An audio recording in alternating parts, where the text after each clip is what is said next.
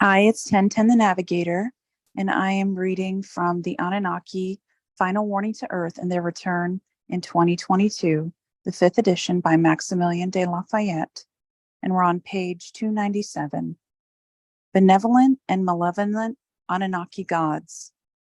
Question by Reverend Nancy Santos. Question: Is there a benevolent and a malevolent faction of Anunnaki gods? The answer: not in their homeland and not on their planet. On Earth, yes. And on Earth in ancient times, but not today. Ancient stories and inscriptions on clay found in Iraq revealed a great deal of violence, aggression, and malevolence of the Anunnaki gods. Here are some examples. A, the Epic of Gilgamesh. B, the descent of Ishtar to Kurnuji, or Hell. C, the Enuma Elish. D, the exploits of Marduk. E, the Akkadian epic of creation. F, the story of the fight between Tiamat and Marduk. G, the struggle between the Anunnaki lords, Ea and Ki Anu. H, the story of the revolt of the Igigi. I, the story of the rape of the Anunnaki goddess by the Anunnaki god king. J, the story of the genetic creation of the first man by slaughtering an Igigi god. K, the poem and literature of Babylon, Ishtar, Inanna, Eabani, and Kidu, etc. All have revealed the good and bad aspects of the Anunnaki gods on earth, as written by the Babylonian scribes. But these stories are pure literature, myths, legends, and tales, and exclusively related to the Earth's Anunnaki.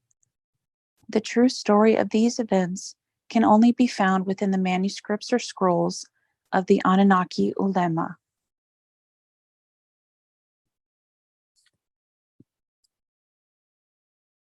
Okay. Next section, clairvoyance, telepathic communication, vision between members of the same family.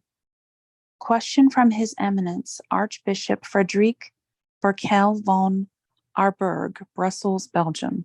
Question. Okay.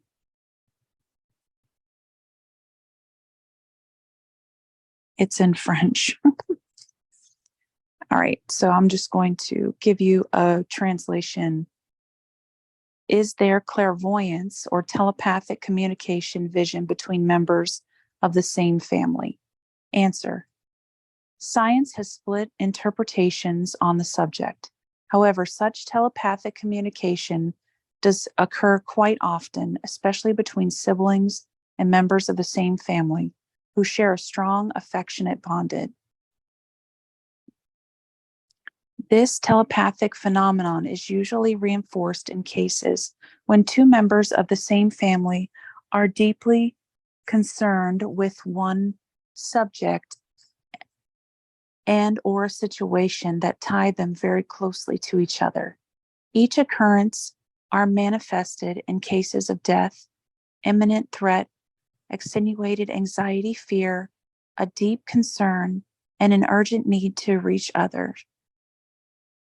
Clairvoyance, rapport, and or mental suggestion can be taught. It is a matter of A, rapport, 1, determination of two persons or more who wish to contact each other. 2, concentration on the same subject or object. 3, parties agreeing on concentrating or contacting each other at a specific time. 4, parties' willingness to be patient.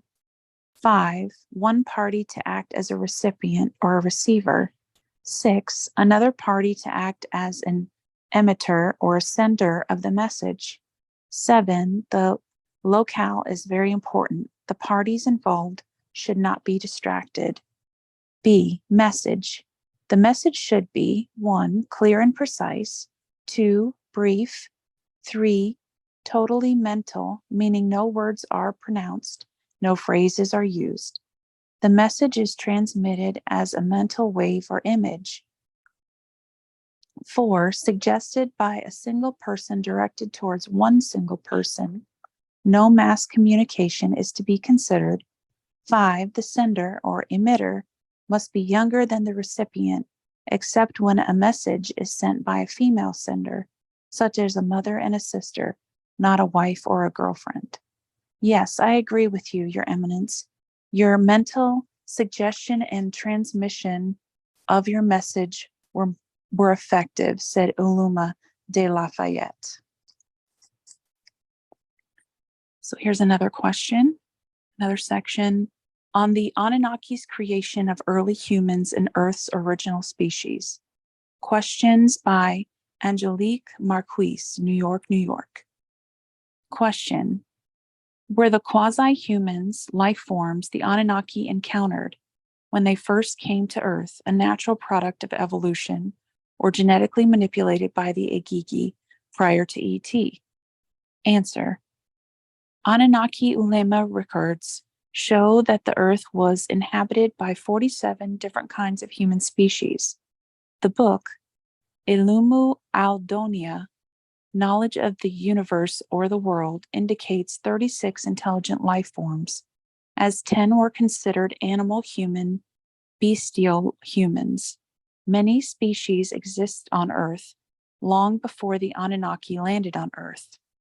Some were the result of A. Photosynthesis, B. Metabolism, C. Molecular metamorphosis, D. Cosmic dust, E. Maya, meaning verbatim, aquatic fertilization, in other words, a blend of photosynthesis and maritime bacteria, F, etc., etc. As you can see, some of these species were bioorganic causes and effects. Consequently, a large number of these species were the development of the natural elements found on Earth or imported from other celestial bodies, stars, planets, cosmic dust, comets, collisions between spatial molecules, clay found in asteroids, etc. So when the Anunnaki, Igigi, the Lyrans, and other extraterrestrial races landed on Earth, this planet already had a large variety of quasi-human forms. Some of these quasi-human life forms were captured by the Anunnaki while exploring Central Africa, Brazil, Madagascar, and other regions of the planet. They conducted several genetic operations on these life forms, but their experiments failed miserably. Simply put, they gave up. Then they decided to use the genes or DNA of one of the Igigi gods, Igishu, and mix the extract with the elements from the earth, such as taruba, tarab, dirt, clay, etc. This was written in the Akkadian clay tablets, known to Western readers as the Sumerian tablets. What is not totally known to many is, in fact, that the Igigi also attempted to create humans. And of course, they failed because they are not geneticists like the Anunnaki. They were mineralogists, typographers, and agriculture irrigation experts. Question: have we ever found skeletons and bones of them, and what do we call them?